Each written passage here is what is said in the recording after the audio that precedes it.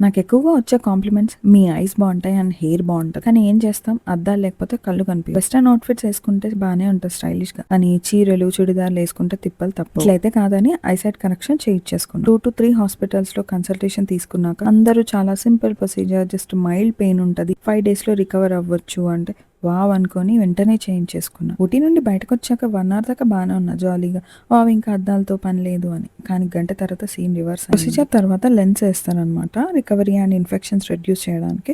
So అవి ఉండటం వల్ల అండ్ ప్రొసీజర్ వల్ల పెయిన్‌తో ఆల్మోస్ట్ చచ్చిపోయినా. పెయిన్‌లెస్ అన్నారు, ఇంత పెయిన్ అయితుంది ఏంది అందరికి ఇంతే పెయిన్ అయితదంటే కాదు. నాకు కొంచెం పెయిన్ సెన్సిటివిటీ ఎక్కువ. నాకు చిన్న దానికి కూడా చాలా పెయిన్ అయితది. 2 డేస్ మాత్రం చాలా సఫర్ అయినా. ఐస్ నుంచి కంటిన్యూస్‌గా వాటర్ వస్తూనే ఉండే. ఫేస్ మొత్తం స్వెల్లింగ్ సర్జరీ తర్వాత 3 డేస్ వరకు నాకు ఐస్ ఓపెన్ చేయడానికి రాలేదు. తినడం, నడవడం అన్నీ ఐస్ క్లోజ్ చేసి కొంచెం లైట్ పడ్డా చాలా ఇరిటేషన్ వచ్చేది.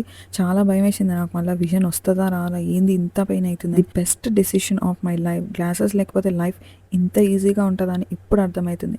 నేను ఏం ప్రొసీజర్ చేయించుకున్నా, ఎక్కడ చేయించుకున్నా, ప్రైస్ ఎంత పడ్డది, ఏం ప్రికాషన్స్ తీసుకుంటున్నా, ఏం మెడిసిన్స్ యూజ్ చేసినా పార్ట్ 2లో చెప్తా. Please do watch part 2.